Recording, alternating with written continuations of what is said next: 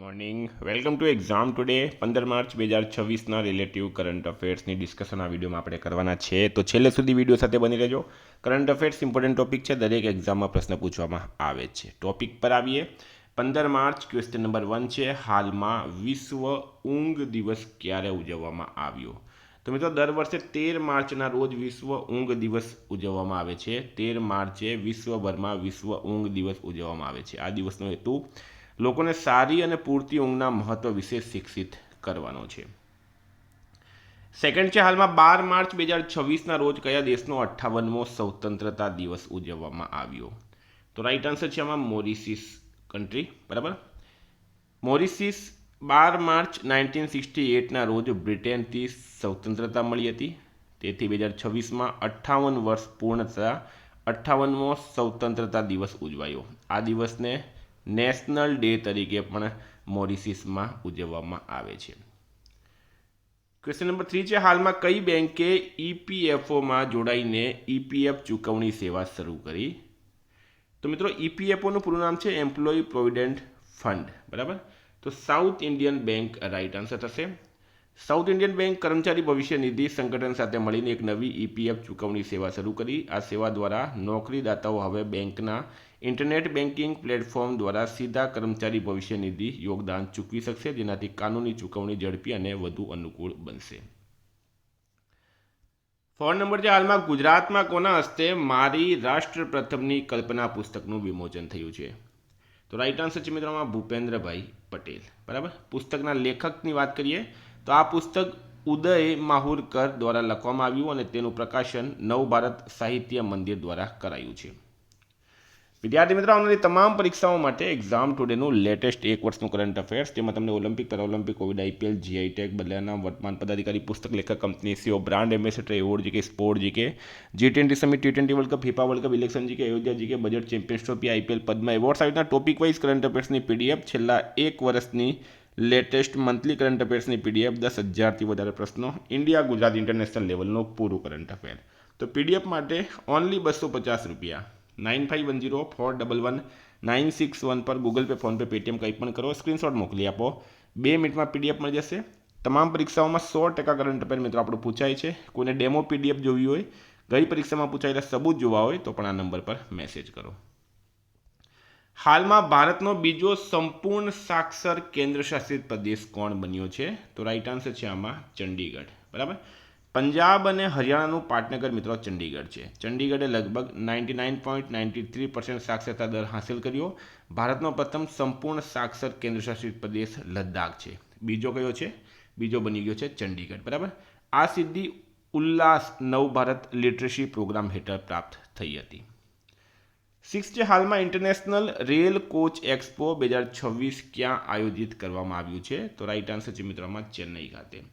ચેન્નઈમાં integral coach factory આવેલી છે, એટલે કે રેલવેના કોચ બને છે ત્યાં. બરાબર. અને પરિસરમાં આઈસીએફના જનરલ મેનેજર યુ સુબા રાવ દ્વારા ઇન્ટરનેશનલ રેલ કોચ એક્સપો 2026નું ઉદ્ઘાટન કરવામાં આવ્યું. તેનું આયોજન ઇન્ટિગ્રલ કોચ ફેક્ટરી દ્વારા કોન્ફેડરેશન ઓફ ઇન્ડિયન ઇન્ડસ્ટ્રીઝના સહયોગથી કરવામાં આવ્યું છે. 7 છે, હાલમાં કયા રાજ્યમાં વિશ્વનું પ્રથમ autonomous maritime ship building and systems centre સ્થાપિત થયું? તો રાઈટ આન્સર છે મિત્રો આમાં આંધ્રપ્રદેશ રાજ્યમાં. મિત્રો આંધ્રપ્રદેશનું કેપિટલ છે અમરાવતી. મુખ્યમંત્રી એન ચંદ્રબાબુ નાયડુ, રાજ્યપાલ છે જસ્ટિસ અબ્દુલ નજીર. આંધ્રપ્રદેશ સરકારે ધારાસભ્યો માટે એઆઈ આધારિત ડિજિટલ હાજરી સિસ્ટમ શરૂ કરી. નીતિ આયોગે 2035 સુધીમાં આંધ્રપ્રદેશને સ્વચ્છ ઉર્જા હબ બનાવવા માટે બ્લુપ્રિન્ટ તૈયાર કર્યો. માનવ પ્રાણી સંઘર્ષના ઉકેલ માટે આંધ્રપ્રદેશમાં પ્રોજેક્ટ હનુમાન શરૂ કરવામાં આવ્યું. NIELIT અમરાવતીમાં ભારતની પ્રથમ ક્વોન્ટમ અને એઆઈ યુનિવર્સિટી બનાવશે. આંધ્રપ્રદેશને ભારતની સૌથી મોટી 8,175 કરોડની લિથિયમ બેટરી ગીગા ફેક્ટરી મળી છે. ઓપરેશન સ્ટ્રાઇપ્સ હેઠળ આંધ્રપ્રદેશના પાપીકોંડામાં રાષ્ટ્રીય ઉદ્યાનમાં એક પુખ્ત નર વાઘને છોડવામાં આવ્યો. આંધ્રપ્રદેશમાં પિલ્લુ એઆઈ લોન્ચ કરવામાં આવ્યું છે. હાલમાં કયા ક્વિક કોમર્સ પ્લેટફોર્મ પર એક સમર્પિત આયુષ સ્ટોરનું ઉદ્ઘાટન કરવામાં આવ્યું? તો રાઈટ આન્સર છે મિત્રોમાં જેપ્ટો. આયુષ મંત્રી પ્રતાપરાવ જાધવે તાજેતરમાં ક્વિક કોમર્સ પ્લેટફોર્મ જેપ્ટો પર એક સમર્પિત આયુષ સ્ટોરનું ઉદ્ઘાટન કર્યું. આપેલ આયુષ એક્સપોર્ટ પ્રમોશન કાઉન્સિલ અને ક્વિક કોમર્સ પ્લેટફોર્મ વચ્ચે ચાલી રહેલા સહયોગનો એક ભાગ છે. 9 નંબર છે, હાલમાં કયા શહેરમાં એગ્રી ફૂડ સિસ્ટમમાં મહિલાઓ પર વૈશ્વિક પરિષદનું ઉદ્ઘાટન થયું? રાઈટ આન્સર છે મિત્રો આમાં ન્યૂ દિલ્હી. 10 છે, હાલ છેલ્લા એક વર્ષમાં આઈએમડી દ્વારા કેટલા નવા ડોપલર વેધર રડાર સ્થાપિત કરવામાં આવ્યા છે? તો રાઈટ આન્સર છે મિત્રો આમાં 3. ભારતીય હવામાન વિભાગ એ દેશમાં હવામાનની સચોટ આગાહી માટે તેની દેખરેખ પ્રણાલીને વધુ મજબૂત બનાવી છે. નવા રડારની સ્થાપના છેલ્લા એક વર્ષમાં 3 નવા ડોપલર વેધર રડાર સ્થાપિત કરવામાં આવ્યા, જેમાં રાયપુર અને મેંગલુરુમાં સી બેન્ડ રડાર અને આસામના જોરાહાટમાં એક્સ બેન્ડ રડાર સમાવેશ થાય છે. 11 છે, નામીબિયાથી ભારતમાં લાવવામાં આવેલી કઈ માદા ચિત્તાએ 5 બચ્ચાને જન્મ આપ્યો છે? તો રાઈટ આન્સર છે મિત્રો આમાં જ્વાળા. બરાબર, ખૂબ ખૂબ ઇમ્પોર્ટન્ટ છે આ ઘટના કુનો નેશનલ પાર્ક મધ્યપ્રદેશમાં બની. જન્મ 9 માર્ચ 2026ના રોજ થયો. આ સાથે ભારતની કુલ ચિત્તાની સંખ્યા લગભગ 53 થઈ ગઈ છે. 12 નંબર છે, કેન્દ્રીય મંત્રીમંડળે જળ જીવન મિશનના વિસ્તરણને ક્યાં સુધી મંજૂરી આપી? તો 2028 સુધી. મિત્રો, આ જળ જીવન મિશનની વાત કરું તો મૂળ આ 2019માં શરૂ થયું હતું. લક્ષ્ય છે દરેક ગ્રામીણ ઘરને ટેપ દ્વારા એટલે કે ટ્યુબવેલ દ્વારા પીવાનું પાણી હર ઘર જળ પહોંચાડવું, નળ દ્વારા. બરાબર. હવે મિશનનો સમયગાળો ડિસેમ્બર 2028 સુધી વધારવામાં આવ્યો. વિસ્તરણ સાથે કુલ ખર્ચ અંદાજે ₹8.69 લાખ કરોડ રાખવામાં આવ્યું છે. 13 છે, Tata advance systems limited C130J super હર્ક્યુલિસના એમઆરઓ ડિજિટલ સિસ્ટમ માટે કઈ કંપની સાથે ભાગીદારી કરી? તો રાઈટ આન્સર છે મિત્રો આમાં રેમકો સિસ્ટમ્સ.